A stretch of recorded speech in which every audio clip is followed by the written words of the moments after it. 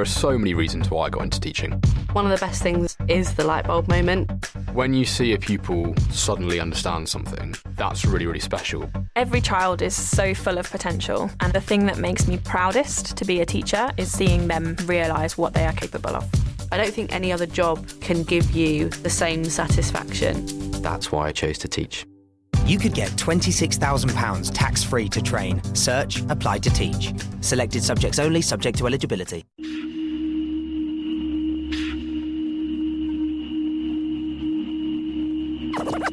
Ladies and gentlemen.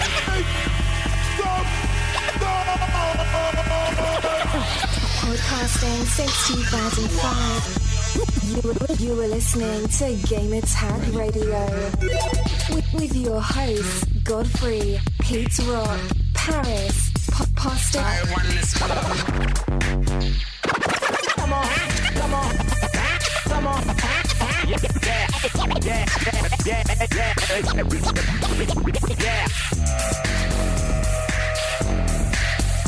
Welcome to episode 491 of Gamertag Radio. I am Paris, and as you can very well tell, Danny ain't here this week. The nerd flu got him. We wish you well, Danny. We'll get you back next week. But until then, we got Patrick. What's up, y'all? Not sick, feeling healthy, feeling fine.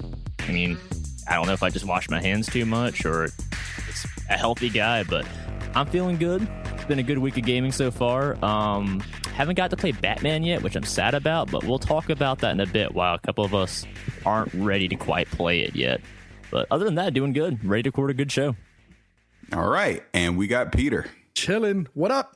Hey, we got D'Angelo Russell, so I'm happy as hell. Hey, we got Justice Winslow. I did not expect him to drop all the way to 10, so I'm happy. Yeah, I know. The NBA draft is going on as we record this right now, so both of us are happy. I'm happy for my Lakers, and Pete is happy for his Miami Heat.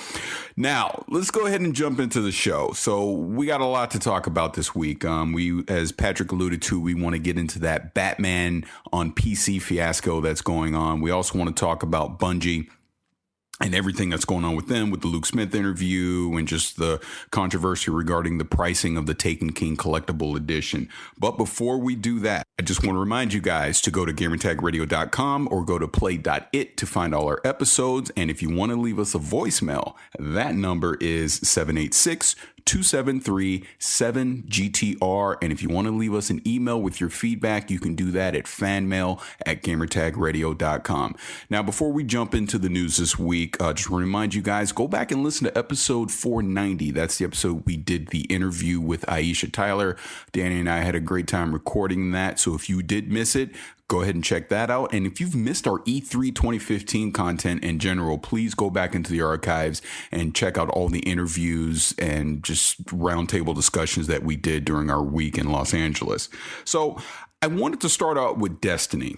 And, you know, Pete, obviously you guys know Pete and I are biased because we love the game. We play it all the time. But despite the interview that we did with Luke Smith, he did another interview during E3 with Eurogamer, and it blew up into a big S storm because let me approach it this way. Since I know Luke just a little bit, I read that interview, and to me, I could tell he was completely grinning and laughing the entire time. But grinning and laughing does not translate to the printed word. So it came off very snarky and very derogatory towards the Destiny fan base, because he basically mocked the fact that you couldn't get certain items, certain shaders and emotes unless you bought the collector's edition, which the interviewer from Eurogamer kept, you know, belaboring on, because he's like, look, I want this content, but you're basically telling me I have to rebuy content that I already own to get it. And he was joking around with them, et cetera,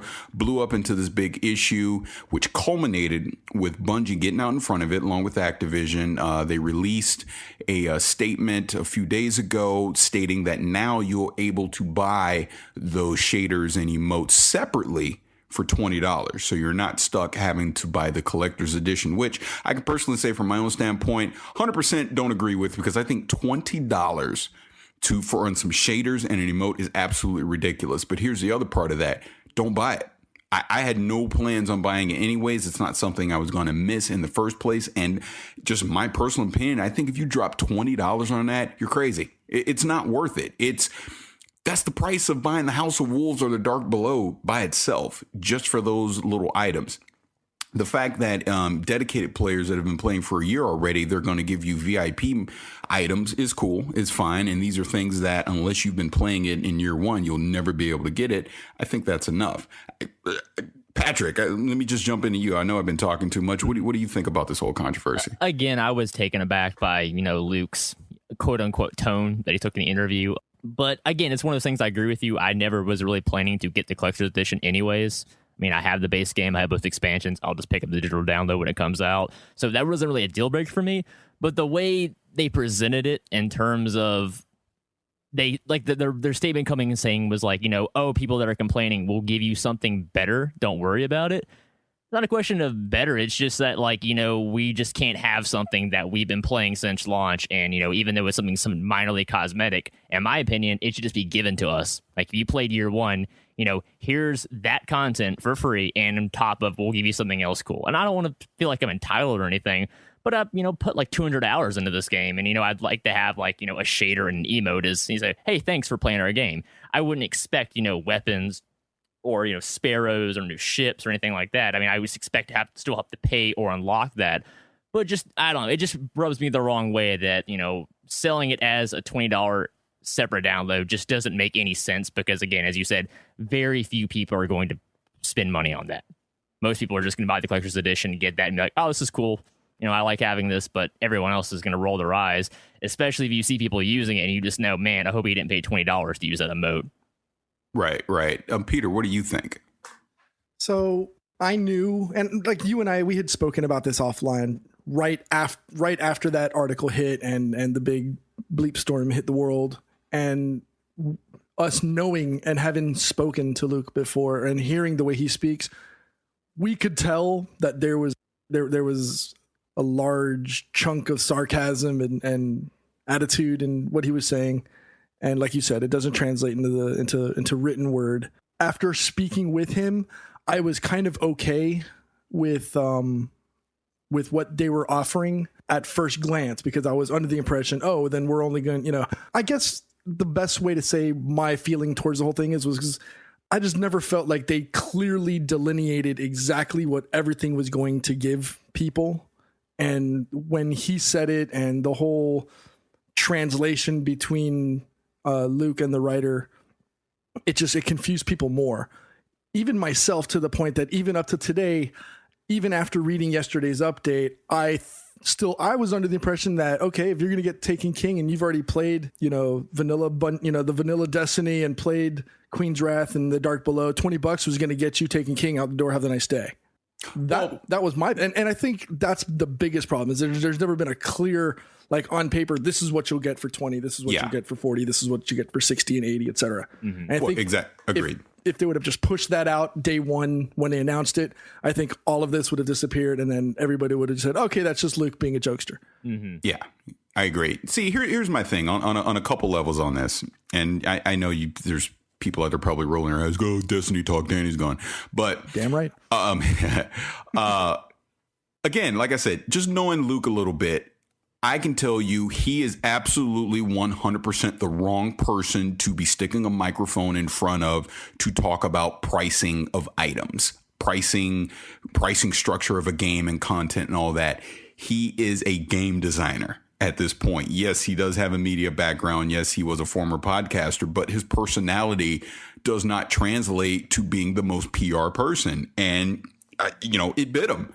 If you, again, and I know I'm pimping our own interview. If you go listen to our interview when we talked to him, I purposely avoided really talking about any of that kind of stuff. I talked about things I knew he would be comfortable talking about because that's not his area. And it's unfair to developers to put them in that situation to be forced to do interviews like that, and they have to talk about things that are out of their control. Because let's be real, Luke Smith is not sitting in any of the meetings with Bungie and Activision and dictating pricing on anything. Probably if it was up to him, all that stuff would just be free to everyone and have a nice day. You know what I mean? So I do sympathize with him on that level. And again, I am 100% biased because I do know him and I love the game. So take my opinion with 100% grain of salt when it comes to that. But on the flip side, I do think the pricing is just out of whack. I think if they truly deliver what they've hinted at for the content size of what the Taken King is going to be, $40 is probably okay. I think the $60 to get Vanilla Destiny, the previous expansions, and Taken King is fair. The collector's edition, if that's what they want to do, fine. As Pete can probably tell you just from our week in E3, I'm not a swag guy. I could care less. All that extra fluff stuff, that doesn't interest me. So that's not something I would buy anyways. If you want to go buy it, knock yourself out. But I do think it is okay that Bungie gave people a choice. If you just gotta have those shaders and you gotta have those emotes, go spend the $20 or knock yourself out. It's just something that I wouldn't do because I view it as being overpriced. Now, the fact that they're going to take care of loyal Destiny owners and give you those VIP items, I think it was like a Sparrow shaders, and there's more stuff coming that they were saying. That's fair to me. That's taking care of your loyal consumer base, your loyal community to the game. So I'm fine with that. The rest of it, it's a choice. So everyone that's getting mad on Reddit and NeoGAF and Twitter and everyone else about it, they have now given you a choice. Luke went on Bungie and apologized for it. I personally think it's a dead issue. So I don't know if one of you guys have any further comments. Is $60 really worth it? Yes. I mean, think about it. Actually, I'm probably a bad question to say. I think it's totally worth it. I just wonder if it's going to allow players to jump to the higher levels immediately, the same way people are able to now with the House of Wolves expansion. It makes it easier to jump from the 20s to the 30, to the 30s. Is this, and I'm assuming this will probably jump you to 42 or 45 or something like that. But what about all that work people like me, you, Poston, and other people who have put 200, 300, 400, 500, 600 hours into this? You know what I mean? Like now all of a sudden they're just going to get that. Okay, well I paid $60. Well, I mean, that's MMO logic though. I mean, that's how you bring in your new people. You don't want people to come in and be like, oh, I'm here, but now I have to go through all of this stuff to get to where you guys are. For me personally, it makes me feel like the grind that we all put in just got cheapened because somebody wants to go Wallet Warrior and go, I waited. I was patient. I'm going to pay $60. But here's what they lose out on. Here's what they lose out on, though, in my personal opinion. They lose out on that first time at level 26 you beat the Vault of Glass. Yeah, it's that match. It'll never be the same going through it now as it was a year ago. You know what I mean? So there's experiences that we've had in Destiny in year one that people that jump in on September 15th just simply will not have. And I get you want new players. They'll be able to basically go back catalog all that stuff if they want to.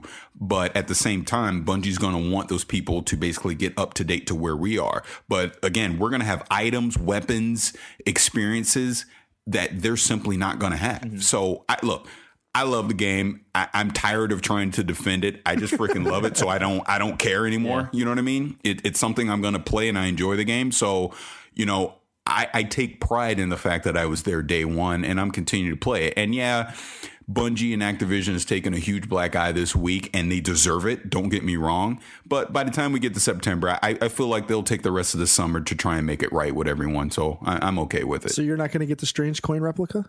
This is what I mean. I don't care about that nonsense. Look, the only strange coins I care about is the one that I can spend with Xur, not the one that I'm going to sit here and look at and collect dust. They need to and to be honest, that year one emblem of a bobcat is pretty garbage. Yeah. Anyway, yeah, we'll see what else they have, but I don't want to spend too much time on Destiny. I'm sure people are rolling their eyes as we speak. So before we go further on, I just want to touch on the Red Bull Destiny thing. Yes, I forgot about that. Okay, I do apologize. For those that aren't aware, there was a leak a couple of weeks ago of the Taken King and on the Red Bull box. And for people who aren't aware, it's if you drink Red Bull or if you're just interested, I don't really drink Red Bull anyway, so I'm just going to buy the Red Bull can, get the code so I can play it. But if you get a Red Bull can that's specially marked with the Destiny Taken King logo, it comes with a special code that allows you access to a to a level that wouldn't be normally available. It's kind of like Xbox One getting that access to that special PS4 level that we can't play anyway. What are your feelings on that? Because I think for $2.99 or however much a can of Red Bull costs, you get an extra level or an activity that you get to do with your friends. I don't see that as friends that that big. Also buy a Red Bull though. That's the key thing. What if your friends don't drink Red Bull at all? I mean, some people aren't that. Is it for a box? I don't know. I take issue with the whole concept of it because it screams Halo 3 game fuel, which was, great in 2007, but I feel like we've moved on as an industry and we haven't though. Player base. That's the sad point. thing. I thought we've not moved on from we that. haven't, because this kind of marketing is still effective because the research shows for them it's going to succeed. And I don't really drink Red Bull either unless it's with vodka or something else good at a party. But other than that, I will probably begrudgingly have to go do this because if I want to play this mission with Paris, we're both gonna have to drink a Red Bull. Well, here's how I view it. It's a choice if you want to do it. No one's forcing you to go buy Red Bull to do it. Personally, I'm not. All right. I guarantee you whatever that mission or quest is, it's not going to be relevant enough or make that big of an impact in the game that I'm going to feel like I miss it. So chances are I'll never do it. But for $6, all right, so I'm random, search on Google threw me at walmart.com, shows $6.24 for a 4-pack of Red Bull. So let's say they mark it up, let's say $7 or whatever, just to make it even for everybody. $7 to get a map or a separate level. Do you see a value in that maybe being a $7 cost as opposed to a $10, $15 thing for? And it's I don't. You're not required. I don't. I think it's overpriced, but it's a part of this business. It's a part of this industry. It's going to happen. I understand it. You are not being forced to do it. And I look at it this way. This is something where you clearly look at Activision and you point the finger at them. The same if Microsoft is a publisher or Sony, etc. This is the publisher that is dictating this. This is a part of their marketing of the game.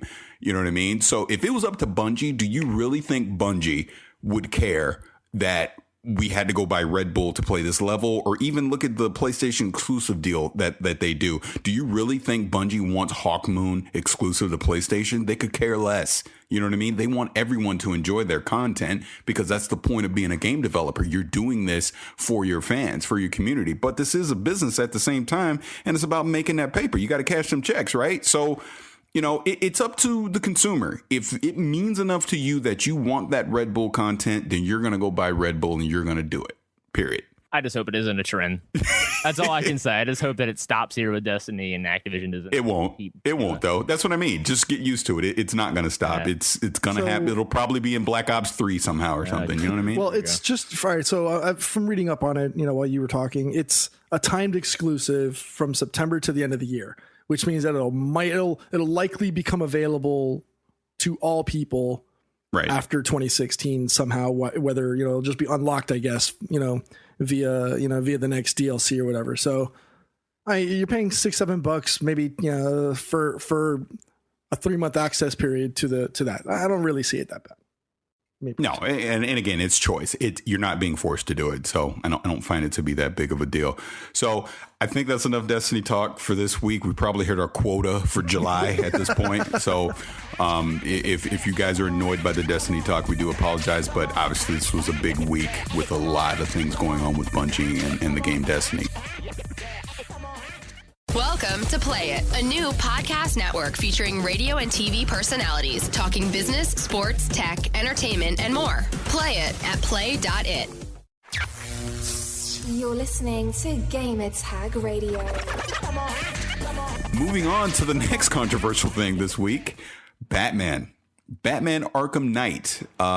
From what I understand, it is a really great game. So I wouldn't know because I have it on the PC. I downloaded it. I did a benchmark test. I then went on NeoGAF and on Twitter, and I saw the game was broken, and I immediately shelved it and said, well, I'm not going to play this thing because it's having way too many issues right now. I will wait it out until it's fixed. But to me, I think a couple unfortunate things happen here. Was it Iron Galaxy was the developer that this was sent to do the port for it, and they're cute. They only had 8 weeks to do this, by the way. I don't know if that news has been widely publicized. They did this port in 8 weeks, which obviously was a problem. But beyond that, the port is so bad that WB has had to step in and literally cancel the PC version until further notice, or suspended it until further notice. So you can't buy it right now until all these problems get fixed, which is unfortunate. But at the same time, thank God the publisher stepped in and did something. You know what I mean? Instead of just letting this fester over and over, they made a statement and they took the correct course of action, in my opinion. Now, before they did that, though, if you were on the WB forums and complaining about this, pretty sure whoever that was probably doesn't work for WB anymore, but they made some very childish comments to their customer base about basically, as customers, we were whining and we basically needed to suck it up, and did we actually check the settings on the game to make sure it worked. So now, I don't want to sound like an apologist for Iron Galaxy, but this isn't the first time that they've handled a port. They did Arkham Origins back in 2013. Right. So this isn't their first foray. Now, I'm not saying that 8 weeks, was sufficient time. I'm not a game developer, so I don't know, but they're not, this isn't their first, this isn't their first rodeo. They did Borderlands 2. Granted, it was for the PS Vita, rest in peace. They did Destiny for the PS3, Killer Instinct Season 2 for Xbox One, Borderlands Handsome Collection for Xbox One and PlayStation 4. So it's not like they handed this to, whoever was the cheapest developer to do the port.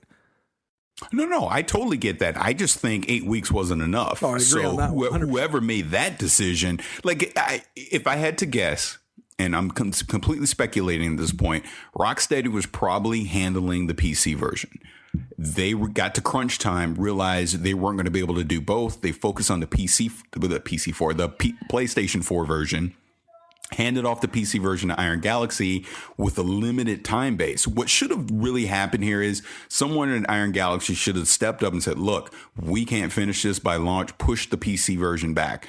As a PC gamer, I would have been fine with that, because give me a game that works versus giving me a game that's broken, because at this rate, I'm probably not even going to think about Batman until August at the earliest, before I even attempt to try and play this game again.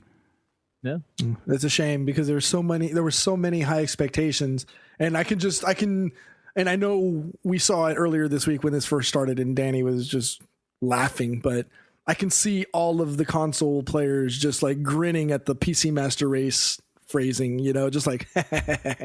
Well, here's the thing on that one, and I'm actually not joking. I'm being dead serious when I say this. So that happened, and yeah, immediately I started getting tweets with people ribbing me about PC Master Race and blah blah blah blah blah and all that kind of stuff, which is fine, whatever. It's jokes, I make jokes to console gamers too.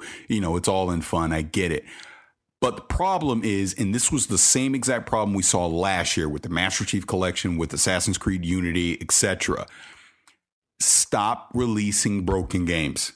If I would be more forgiving and acceptable of a publisher coming out and admitting our game isn't finished yet. We know it said it was going to be out on this date, but we need more time. I don't think there's a gamer on this planet that will be mad at a publisher for needing more time to get it right versus putting it out wrong and pissing everybody off. Mm-hmm. You know what I mean? Agreed. So, like I said earlier, if the PlayStation 4 version was working fine, go ahead and release it. But if there's issues on the Xbox One and the PC version, delay it.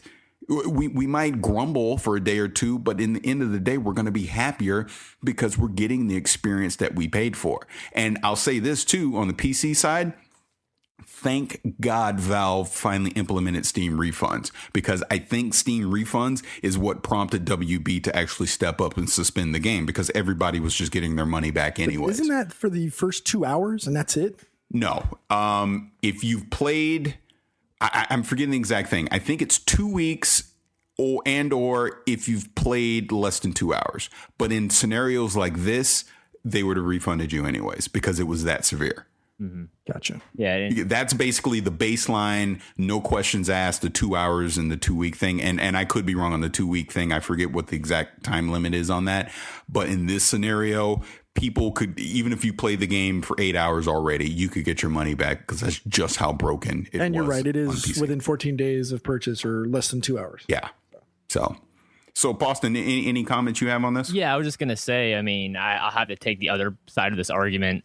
I was going to get it on PS4. I thought about it, and it really did come down to that $40 season pass scared me away from launch, because I know it's a great game. I'm sure it's a very fun $60 game, but knowing that I could wait and pay $60 sometime later down the road and get all of that content at some point in a Game of the Year edition, that to me is just worth my money. Because again, if you guys can't play it, I really have no urge to jump out and go play a game and then try to talk about it with y'all when y'all haven't played it yet. Because I know Danny's playing it right now, but Again, that's 1 out of 4. So for me, like you guys said, there's other games coming out. I can wait. So whenever they end up putting out that Ultimate Game of the Year edition with all that jazz in it for $60, I'll hop on and buy that. But right now, it just there's no urgency. I thought there'd be urgency before E3. And now that E3's passed, and I've seen some other great games coming this year, I have no problem waiting. Yeah. I think it's fine. Wait, look for me. I just went back to Witcher. Fine, bye. Yeah, bye. I'm gone. You know what I mean? So it wasn't that big of a deal because, like you said, there are other things to play right now. Now, we've jokingly talked about this during E3 and everything. What I'm afraid of is when we get into October and November. I don't know what I'm going to do. I really don't. I really don't know what I'm going to do. Very important decisions. It's going to be crazy. So, any more comments on Batman before we move on? No, I think we've covered it. Yep. All right. Before we go to break, I wanted to ask you guys, were there any games at E3 that we didn't talk about and or that you missed? Pete. Overwatch. It was there. We were in the Activision booth. I saw the image, but there was nothing to be shown. And I was disappointed about that. Right. What about you, Patrick? I'd have to say all of Nintendo's lineup, specifically Star Fox. A lot of my friends already got on to me like, you went all the way to E3 and you didn't play Star Fox? And I was like, did you see those lines? You know how many appointments I had? But still, I felt bad because we had no Nintendo coverage because of it. Because they, as we said before, they discontinued booth appointments at E3 for Nintendo. It was kind of just a free-for-all, go if you can. And that felt unfortunate to me. I missed out on a lot of cool stuff that I'm excited for as a 3DS gamer and as a possible Wii U owner, maybe. But now I'm more interested in the Nintendo NX system that they talked about. And we'll say we'll talk about that next year. I'm like, yes, that's what I want to hear. I want to hear new hardware talk. So other than that, feel kind of bad I missed out on Star Fox. Yeah, same here. Because my two things, and it, again, just appointments and just we're running around doing interviews and stuff. I didn't set foot in the PlayStation booth or the Nintendo booth at E3 this year. Just neither one. Didn't get to try Project Morpheus. Didn't get to try Oculus. Like you were saying with Star Fox, I didn't get a chance to try that. So those were probably my biggest things that I regretted at E3 this year. But again, we're only 4 people and we just didn't have the time. The worst part about it is I've been making this big deal about Nintendo and Star Fox. And when Star Fox comes out, it'll pressure me to get a Wii U. I was in line to play it. And the guy before, I think it was 4:55. I wasn't paying attention at the time. I was talking to the girl at the booth. The guy from the Nintendo booth walks up. He's like, I'm sorry, guys, but we're getting ready to start shutting down. So here's a Star Fox patch, and thanks for coming. Yeah. And I'm just like, dude, I'm right there. Yeah. I just want to go do a barrel roll, and I'm out. I'm done. Just let me do a barrel roll. I'll bounce after that. And sorry, we're going to start shutting down. And I'll say one last thing that I was disappointed about on a personal level is I wish we could have gone, or I could have gone to the PC E3 press conference. Wish I would have been there for that. But at the same time, almost glad I didn't go to it because I was very disappointed by Microsoft showing there. I really, Miss Cleo thought too much because I was expecting way too much from them at that.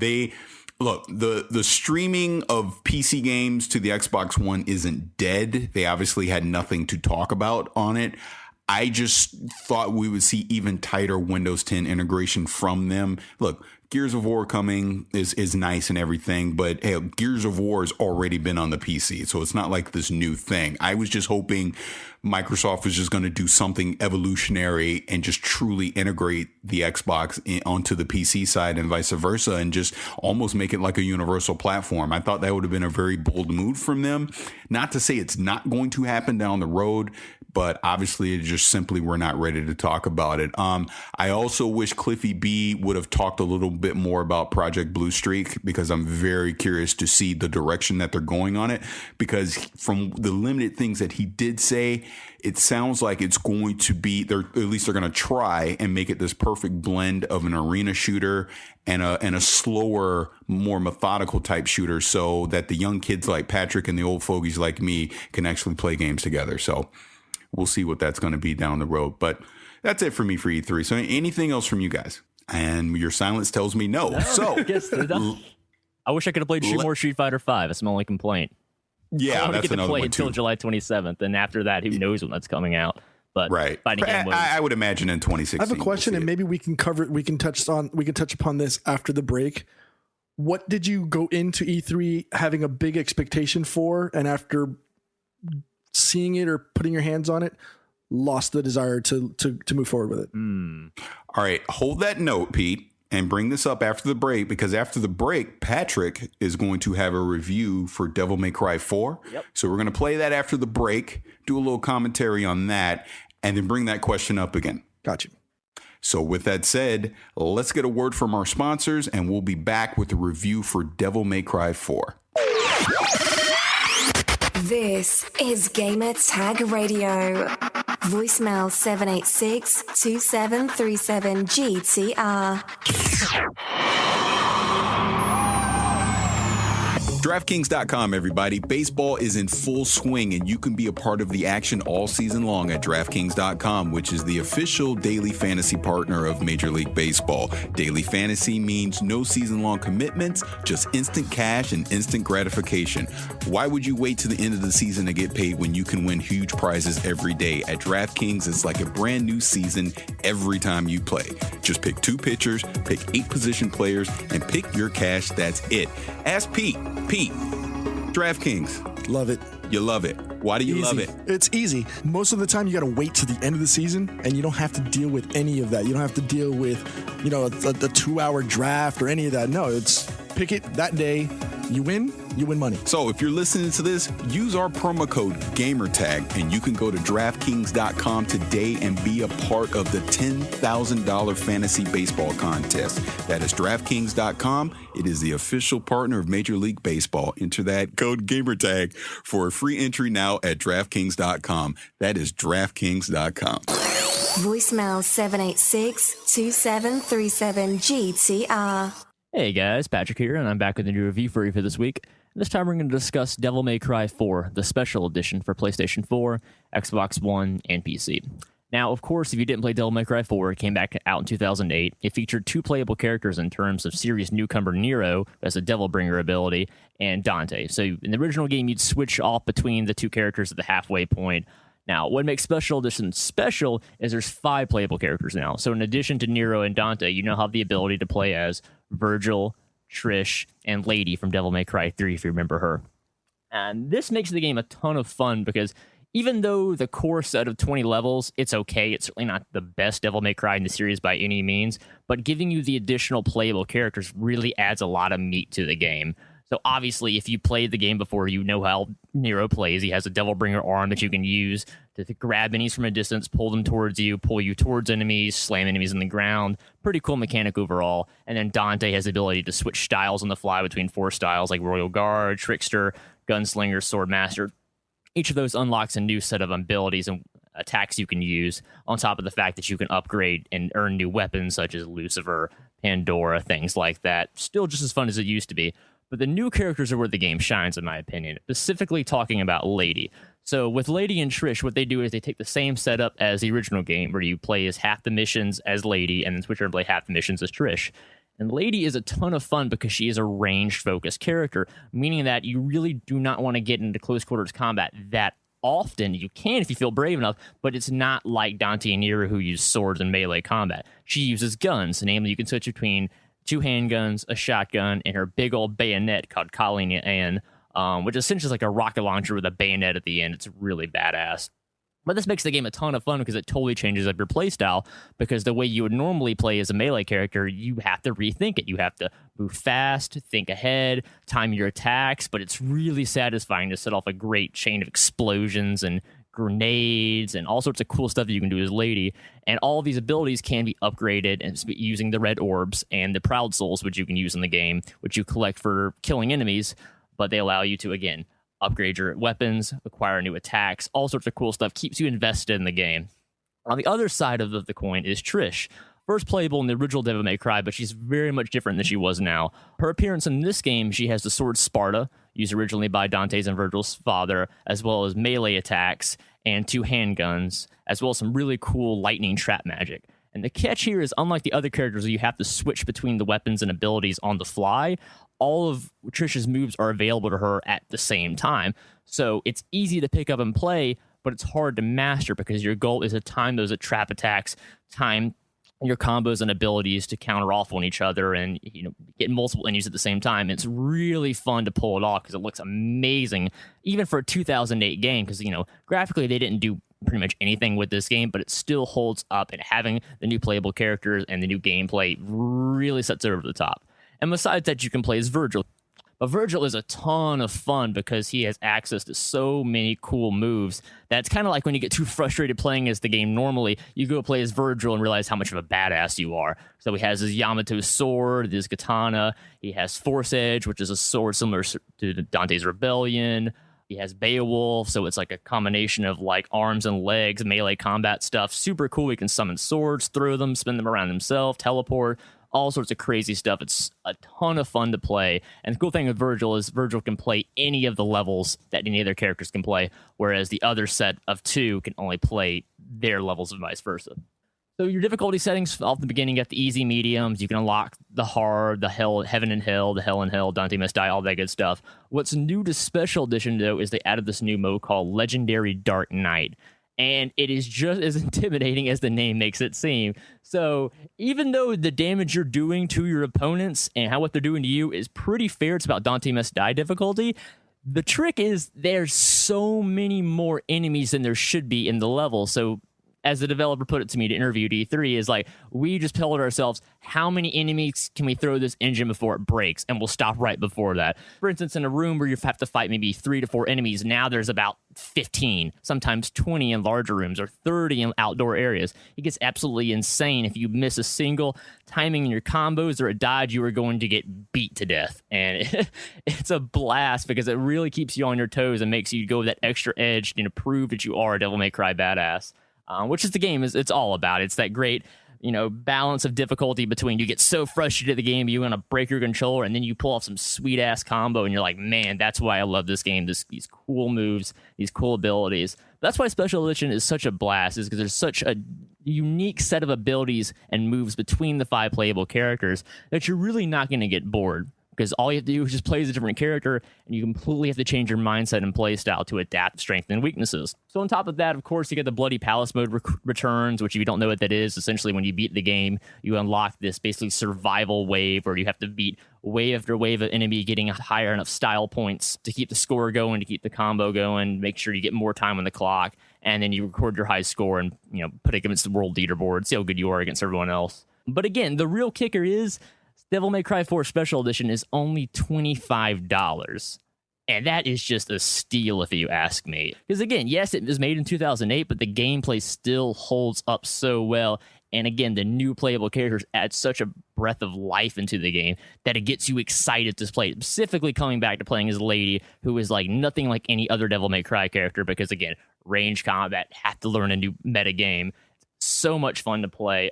This is a game I'll come back to again and again and again, playing through it on different difficulty settings, trying my best to get through Legendary Dark Knight because it is a chore, but it's a fun chore, and it makes you feel like after each battles, too much adrenaline, you have to calm down. But again, that's just Devil May Cry in a nutshell. It's absolutely a blast to play, and I would recommend this game to pretty much anybody. If you're a hardcore fan, this is no question, pick this up. It's worth owning just for the new characters. If you've never played Devil May Cry 4 before, you're not going to find a better deal with this. I wouldn't even recommend going back and buying the original one on last-gen consoles. Go ahead, pay the $25, get the new characters.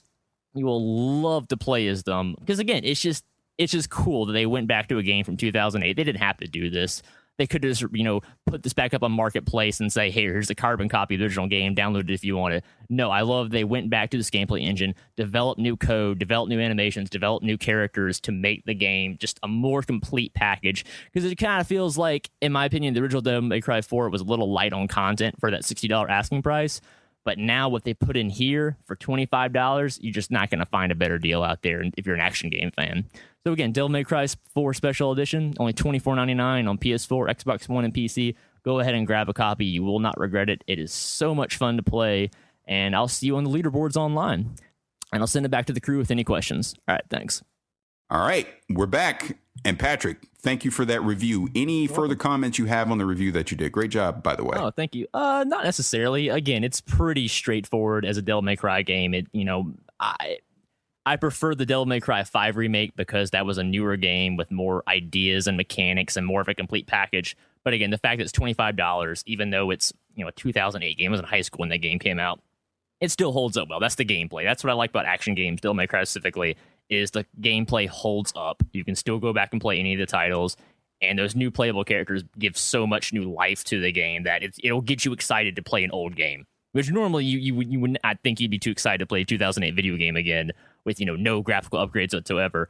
But the fact that it just shocked me that they went in and developed new code for an older title instead of making a new one for $25 for the fans and for people who somehow maybe missed out on that title.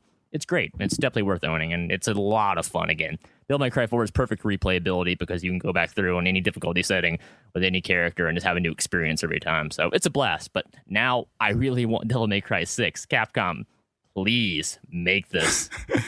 Don't hold your breath.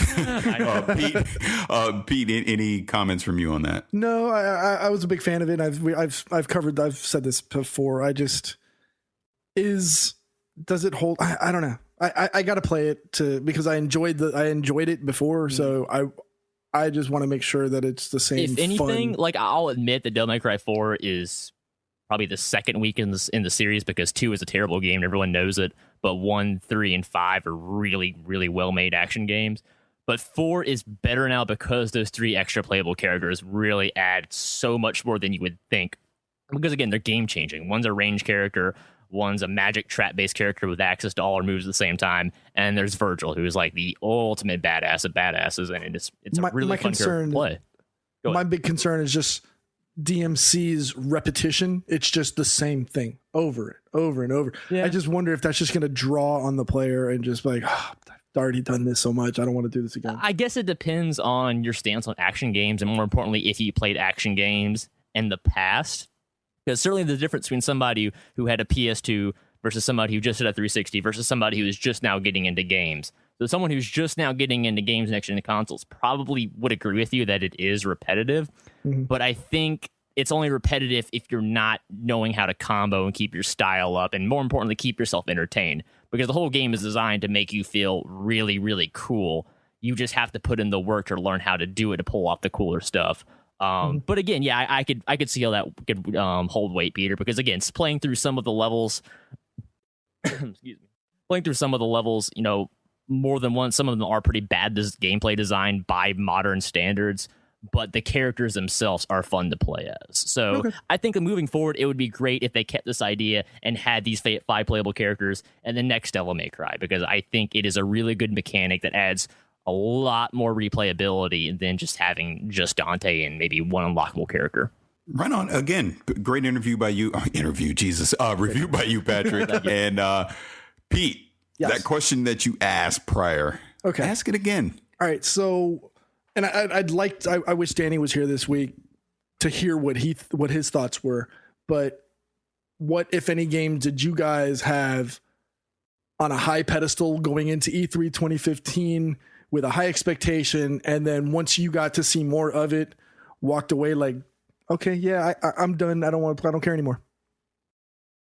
That's a very good question because I can't think of anything that I was truly anticipating that I saw that then I was turned off by it. I have 2. Yeah, go for it. What were they? Battlefront and No Man's Sky. You know what? Yeah, I forgot about No Man's Sky. Battlefront, I came into it not necessarily expecting to just be absolutely blown away. So for what I got to see at E3 was pretty much par for the course. Like I said, it looks very pretty.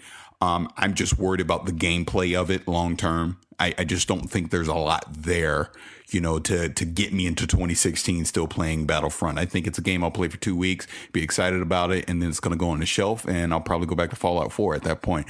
But I agree with you on No Man's Sky, and it's really a thing. I just don't know what the hell it is still. I still don't know. I said this. I actually said this to one of the developers of Elite Dangerous, which is kind of a similar vein game where you're out in space and you're just flying around space, destroying stuff and investigating and traveling.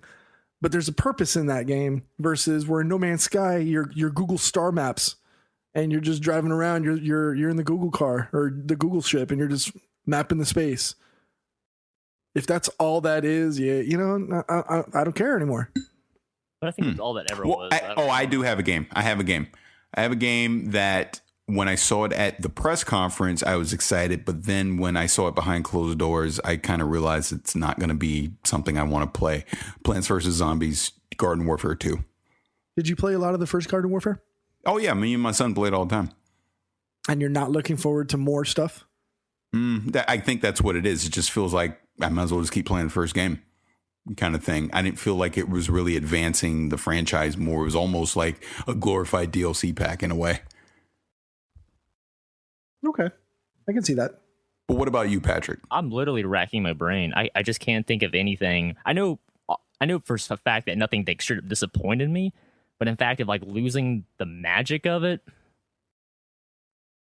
I don't know. There really isn't anything that jumps to mind that I really just was not impressed by. Or I guess the best example would be Battlefront, because even though I didn't have a chance to play it, the more I'm around it, the more I realize it really just is what it is. And as a person who played a lot of Battlefront 1 and 2, that's okay. But that's certainly not the Battlefront 3 I had in mind when I was playing Battlefront 2 all these years ago, thinking, oh my God, what could they do with next-gen technology? And, you have the space battles and everything. And now we're left with, 3-4 planets, no space combat. I mean, it's very pretty. I'm going to play it. I'm a Star Wars guy. I love it. But it's just not the amazing thing that, we all wanted years ago. And now they were like, I feel it was more like EA pulled up the portfolio and was like, what can we bring back? Battlefront, Star Wars, Episode 7's coming out this year. That would work well, as opposed to, what can we really do different? And for me, I'd rather have Republic Commando 2 or KOTOR 3 or that's coming Jedi in 2 years. Knight. That's the point, though. All that's coming in 2 years. This was a rush job to get something out with the Star Wars name on it. In 2 years, that's when you're going to see the proper Star Wars game coming from EA, in my personal opinion. Servers work at launch, because EA has actually gone on the record and said they will delay Battlefront if it doesn't work as they want it to. But everyone on the internet's like, we just don't see that happening because the marketing is just too good with Episode 7. So I pray they have crunch time to fix the servers and have them all perfectly ready at launch, because this is not a game that you want to fail at launch. You do not want to repeat a Battlefield 4. So I wish EA the best of luck. Best of luck. Agreed. Actually, I just realized, because I actually said this during E3. Now that you bring it up, Pete, Halo 5, the campaign. I don't know. Oh, I'll take the opposite stance of that. That's how I feel about Warzone. Like, it was hyped up so much, and the experience with the HoloLens before it was so cool, but when I played it, the combination of not being able to talk to any of my teammates, all my teammates were really, really bad, and I'm not being. Yeah, but Pauston, come on. Think about it. You're at E3. You're at E3 with journalists that don't play games half the time and people that don't know what they're doing. You can't judge the multiplayer on that, because I personally take the opposite approach of the mechanics and what they're trying to do with Warzone actually got me excited to want to play Warzone, and I was lucky enough to get 2 opportunities during E3 to play it. And my experiences in the 2 sessions were different, because the first time I was playing with Pete and Danny. Second time I was playing with a bunch of people that didn't know what the hell they were doing, and we had a different outcome. So I think you need to take it from that perspective, that you're not playing with your buddies over Xbox Live and you're coordinated as a team, because I think if you have proper teamwork in Warzone, it's a pretty fun experience. Because it made all the difference when we played that night at the Xbox Showcase. And then, like you said, you played with people who don't normally play Halo or play multiplayer setting type game, you're going to have a different result. Yeah, fair enough. It was just frustrating. So I could agree with that. Maybe it was just the map design I didn't like either. It was a couple of different things. But again, I only played maybe, 10 minutes. It was a very short match. We got whooped by their team, like 1,000 to 250. It was bad. So maybe that kind of turned me off a bit. But I don't know. I have an Xbox One, so I kind of feel like I'm obligated to care about Halo 5 at this point. I think I'm just going to wait and hold off until it's actually closer to launch to get anticipated about it, because there's more games coming out this year that I can get excited about, besides a game that I'm probably going to end up playing, because again, I have an Xbox One. This is their big game for the year. I am still curious what they're going to do with the story of Master Chief, and the whole dual protagonist with Locke sounds interesting, and the 4-player co-op, top of everything. But again, it's just not the same Halo magic. I think that was the thing for me. I didn't I didn't pick up the controller and dominate like I know I could in Halo 2 or 3 or Reach. I felt limited by my teammates and my ability to play and a whole bunch of other things. But again, it'll be more fun playing with you guys. So we'll see. Agreed. Welcome to Play It, a new podcast network featuring radio and TV personalities talking business, sports, tech, entertainment, and more. Play it at play.it. You were listening to Gamer Tag Radio. Okay, let's move on from this and let's go into Pete. Would you like to do the honors? Fan mail at gamertagradio.com. Fan mail. I had to get myself ready for a second. Yeah. All right, so the first fan mail that we have here is from Carlos A. in Arizona. He really enjoyed our predictions, and with so many good games coming out this year, would like to know which game and or console do you think will win holiday 2015? I think it's gonna be a consensus. I think it's gonna be Xbox One, honestly, because there's nothing really coming out for PlayStation this holiday, with the exception of the Uncharted 4 bundle. As far as game, I think game is probably going to be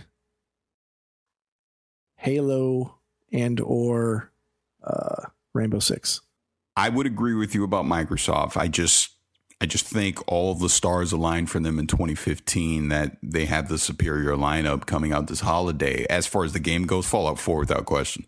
Oh, I completely forgot about that. I know, right? That's what I'm trying to say. I have no idea what I'm going to do in the holiday. It's crazy with all these games. What about you, Patrick? I'd have to agree with the Xbox train, not counting the Call of Duties and the Halos, which move systems, because a lot of people get really excited about that. But again, like you said, Fallout 4, it's because they confirmed mod support on Xbox One, and Sony has still not committed to that yet, even though Bethesda has said it's entirely in their hands if they want to do it or not. To me, Xbox One getting out in front of that and announcing that is huge, because that really automatically leans me towards an Xbox One for Fallout 4. Even if it's not as pretty as the PS4 version, having the mod support adds unlimited replay value to the game. Again, we have no idea what the standards are for getting mod content on the Xbox One. The certification process will have to go through, probably insane. But if it works how I'm imagining it's going to work, that's huge. And that really would push me to go ahead and get the Fallout 4 on the Xbox One over the PS4. So again, it's up to Sony to decide whether or not they want to do the same thing. Paris, I think you're going to go with you're going to get Fallout 4 on PC though, correct? Oh, absolutely. Yeah. Absolutely. You get 60 frames per second. Just what Boston's talking about, I don't have to worry about the mod support because I know it's going to be there on the PC. Yeah, it's going to be there. I would imagine on the console side, Microsoft probably threw some money at it and secured a little something so That's they smart. get it first. That would be my guess. One thing Microsoft, and we talked about a little bit with Aaron Greenberg, and I can't remember if we talked about it last week, but listening to Phil Spencer on Podcast Unlocked, which is IGN's Xbox podcast, he did an interview about 20 minutes. Pretty good. Just check it out if you haven't heard it. They got into backwards compatibility a little bit, and I have to admit, I've always been a person that I felt like, look, if you want backwards compatibility, keep the old system because then you can always play the old games. But by Microsoft implementing this, games for gold all of a sudden means a heck of a lot more. And just with their announcement that came out today, I see that Gears of War 3 is going to be on games for gold. I think Black Flag is going to be actually Xbox One, but it opens up a bunch of free 360 titles that will now be on Xbox One. So it kind of matches, not 100%, but it's getting closer to what PlayStation has been doing with PlayStation Plus the last few years. And I really dig that, because I got to tell you now, I'm getting Halo Reach. I'm playing it because that was a Games for Gold last September, I believe, on Xbox. And I just grabbed it just to grab it, just to say I had it. So now when the backwards compatibility for Halo Reach comes out, boom, I got it. Xbox One, and I'm playing it. It'll have full multiplayer support, co-op, the whole thing. So very smart move by them. And I like the fact that that was one of the first things that Phil Spencer implemented when he became the head of Xbox, along with getting rid of Kinect. Two smart moves by him. Now I feel bad I didn't get Reach. Damn. I didn't know. I'm still waiting for Master G. Neither did I. Don't feel bad. I don't think I did. Did I? Yeah, stuff like that. I was just grabbing. I'm like, I'll never play it, but hey, free is free. Might as well get it, right? So I was just snagging it along the way. But moving on to our next email. This one is from Matt, and he says, "Hello, gentlemen. Wanted to tell you guys thank you for all your great coverage at E3 with all the mass news coming from various outlets at E3. I always turn to GTR for the best coverage. The interviews on the various games were great. It is always nice to hear discussions with the creators of these games. Also, commend the enthusiasm you guys have even after a number of tiring days to do these interviews. I've been a listener for a number of years, and it's always great to know I can get good news, recaps, opinions on E3 from GTR. The interview with Aisha Tyler was great. She is such a kick to listen to. I particularly liked the moment when Paris was discussing the interview and gushing over Aisha and her pretty brown eyes. Thank you guys and keep up the great work, Matt." Look here, Matt. Let me tell you something. You sitting next to Aisha Tyler and you looking at more pretty, light-skinned, brown eyes. Oh, my goodness gracious. It's just, it melt you. But thank you for all the comments that you just gave us. We really appreciate that. I mean, we had a blast at E3 this week, just hanging out, being, it may be tiring and we're busy the whole time, but, I wouldn't trade it for the world. It was a great time that we had this week. And I particularly have to say, Poston, that interview you did with For Honor got me hyped. I had people literally emailing me and texting me about that on the side, just friends of mine that heard your interview talking about that game, and they got hyped. So fantastic job by you doing that. It was a great interview. And again, that's what this is all about, man. It's about being able to talk to the people that actually make these games, and you see how excited they are about it. It gets me excited too, and I'm sure you two guys agree with that as well. I don't know who was more excited, whether it's the dev. We were or was building it up Austin. each other. You could tell he was tired, and then I started, and he's like, "Oh man, this guy actually cares. Oh, he really cares. This guy loves this. I love this guy. I'm like, I love your game." And it's a mutual thing. You feed off each other. But yeah, I agree. Talking with game designers is my favorite because they are the ones who take an idea and push through all that bureaucratic red tape to make it a reality and make it a damn fun game, which is really hard in 2015 because video games are stupidly expensive. Really expensive. You want to make a AAA game. So props again to, the studio For Honor, because again, there's nothing else like that. And it gets me so excited to play a multiplayer melee sword combat game. In addition to all the other wonderful games coming out this year, I think Ubisoft killed it this year, in my opinion, if we're going to pick sides. Everything they showed me, I loved it. Rainbow Six looks on track to be a fantastic game. I can't wait for Terrorist Hunt. It's one of my favorite cooperative modes of any game ever. And then the new Ghost Recon, which is just so mind-blowing that even at a pre-alpha stage, that I can't even imagine what that'll look like a year, 2 years from now. So super well done on Ubisoft's part. Agreed. Pete? Crickets? Next question.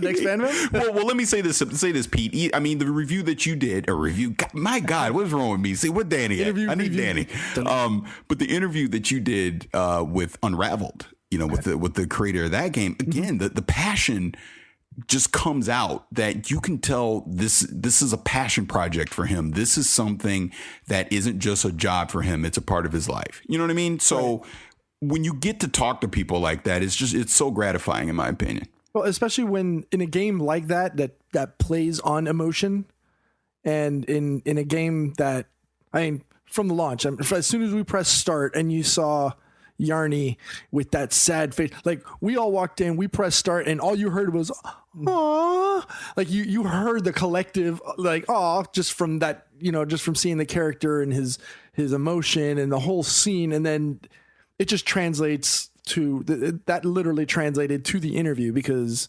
Martin put his heart and soul into that game out of nowhere. Like he was, like he says, he's, he was, vacationing in the mountains or something like that with his family and had to come up with a game, and boom, that's where he did it. It came organically. And I think something like that plays the bigger part of the whole gaming, ecosphere when, in comparison to like these big AAA $100 million budget type titles. So, completely agree. Again, it's a passion thing. Yeah. And I have to say, on a side note, I was talking to a friend of mine that a lot of people out here listening may know. And I was explaining to him about this game, and he told me, I don't think it's going to be very good. I'll give you a hint who it is. He really likes Skittles. He likes Skittles a lot. I'll just leave it at that. But I almost hung up the phone on him. Almost cut him. But moving on, last email we got for today This one's from Adrian. He says, "Hi, guys. First up, your E3 coverage for audio podcasts was unrivaled. You delivered the most comprehensive coverage, full stop." Well, thank you very much. I have a fan mail question. HoloLens, is it really for Xbox gaming? From my perspective, no. In no way is that hardware for Xbox. At the Windows 10 event, it was sold as a PC, not an add-on peripheral for Xbox One. All the demos at the Windows 10 event were for designers and business and with its own holographic chipset. This thing will, in my opinion, ever be a console device. I'm butchering reading. I apologize. I say it's sold around $1,000, give or take. Besides, they can't sell a peripheral that costs 3, 4, or 5 times the cost of an Xbox One itself. It's a Windows 10 PC. Your thoughts, Adrian? We touched on this last week a little bit, or one of the E3 roundtables with HoloLens. I don't think it's a game. I don't think this is something that's going to be Xbox One. By the time we actually see it come to reality, we might even be talking about the next console at that point. I think what we're seeing right now is just a series of tech demos just to show what the technology can do. If anything, I don't think the view that you get through the current HoloLens headset is enough to actually be practical. What they showed us at the Xbox press conference is false. What we saw in Minecraft is not the reality of HoloLens when I got to use it for Halo. The view is basically cut in half. And that's not going to work, in my opinion, if you ever want to bring this to be a consumer device. What are your thoughts, like you Patrick? said, it's way too narrow of a letterbox to be anything practical because you have to keep your vision dead on to what you're looking at. And anytime you move your eyes or your head, the immersion's just gone. You've broken it. I would like to see some gaming potential on the Xbox side for this. But against one of those kind of things, it's hard to think up what they would do with it other than obvious things like heads-up display. You know, like in Halo, that'd be cool. But thinking that's a novelty thing that is not worth however much this thing costs now. But I like your point about thinking about the next Xbox. Because at that point, after they made a couple of revisions to the basic SKU of the HoloLens for Windows 10, maybe they can decide on a more permanent, smaller form factor, bigger vision screen, more importantly, cheaper price to have as a peripheral for the next Xbox, because then it's probably ready for mainstream appeal and mainstream gaming. Do I want it to be a mandatory accessory like the Kinect for the next Xbox? No, probably not. It'd have to be something completely mind-blowing they showed me. But as an optional accessory, I think they could do some cool things with it. But again, who knows what Oculus and Morpheus are going to be like a year, 2 years from now? Because those are the ones that I've tried, and those have blown me away in person. I can't imagine how much fun that'd be in a practical game sense. But again, they're very, very expensive pieces of accessories that is for the hardcore gamer only at this point. I look forward to companies putting enough time and development and money to consider the larger scale of things like this. And that's why Facebook bought Oculus, because they are thinking about a much larger picture than just a couple of cool first-person adventure games, as cool as they may be. So with HoloLens, it's a neat device. I enjoyed using it, but it, as I said, it's going to need several revisions and a big price drop over what the theoretical price is right now. Who even knows? It's way too high. We all know that. I could see it being a cool accessory for the next Xbox a couple years down the road. What about you, Pete? I'll try to wrap this up quickly. And as I said in one of our roundups, you guys are gonna have to listen back because I don't recall which one it was. We did so many shows. The potential for HoloLens extends beyond games, like Patrick says. It's not just video games.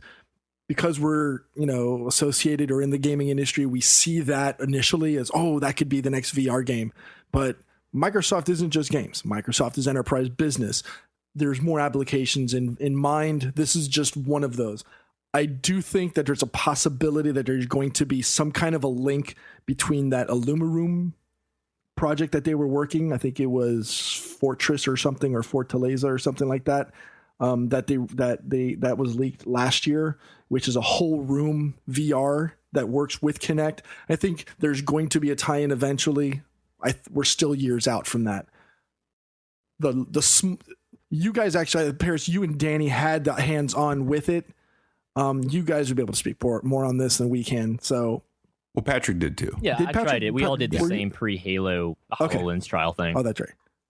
Okay, so that's right. You guys did the Halo thing. You guys saw the ship on the side of the building stuff, and so I think that's where you're going to see it. I just don't think it's going to be playable in the regular user space of consumers, because I just don't see it unless you have like a dedicated VR / gaming room where you could put that headset on and, you know, walk around and do things. It's just not practical for the regular consumer. It's a man cave product as opposed to a living room product.